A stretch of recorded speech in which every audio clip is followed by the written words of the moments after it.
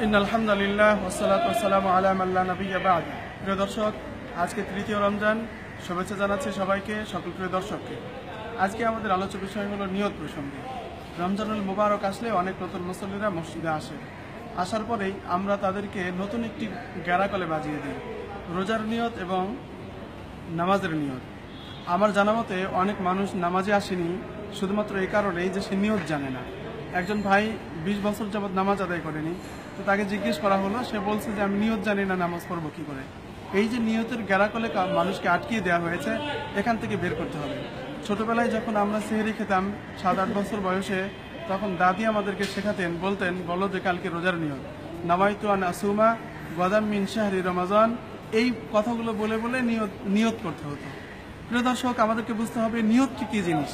নিয়ত বাংলায় যেটিকে সংকল্প বলা হয়, এই সংকল্প এবং নিয়ত শব্দটি শুধুমাত্র হৃদয়ের সাথেই জড়িত, অন্তরের সাথে জড়িত। এটি মুখের ভাষার সাথে জড়িত নয়। আমরা আজকে মুখের ভাষাকে যেভাবে নিয়ত করেছি, এটি বোঝার ভুলের কারণেই। যেটি আমরা মুখে বলি এটি নিয়ত নয়, বরং এটি নিয়তের শব্দ, নিয়তের গদ বাঁধা একটি শখ, যেটি নিয়ত নয়। এই নিয়তের গ্যারাকলে আমরা কাউকে ফেলাবো না। নিয়ত হলো একটি মানুষ রাত 2টোয় অথবা রাত 3টায় উঠে যখন সেহরি খায় এবং সে নিয়ত করে, সংকল্প করে যে আমি সেহরি খাচ্ছি রোজা রাখার জন্যই, এটাই তার জন্য নিয়ত। সে মুখে একথা বলার কোনো প্রয়োজনীয়তা নেই যে আমি নিয়ত করছি আগামীকাল আমি রোজা রাখলাম, এটা তো রাত, আমি আগামীকাল তো পাচ্ছি পরে।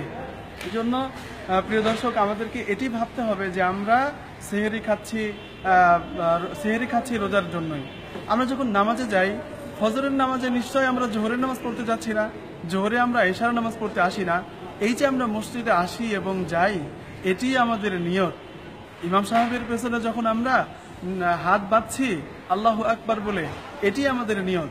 অতএব আসল নিয়তের জটিলতা নয়, নিয়তের শব্দ নয়, নিয়ত আমাদের সঠিক করতে হবে, খুলুসিয়াত আনতে হবে। আল্লাহর জন্য করছি, আল্লাহর জন্য করছি, আল্লাহর জন্য রোজা রাখছি, এটি আমাদের নিয়ত।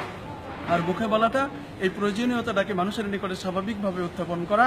আল্লাহ তাআলা আমাদেরকে এই নিয়তের পরিশুদ্ধতা এবং নিয়তের এই গ্যারাকল থেকে আল্লাহ তাআলা আমাকে এবং আমাদের জাতিকে হেফাজত করেন। ওমা আলাইনা ইল্লাল বালাগ। প্রিয় দর্শক, সাথে থাকার জন্য ধন্যবাদ। দেখা হবে আবার। আসসালামু আলাইকুম ওয়া রাহমাতুল্লাহ।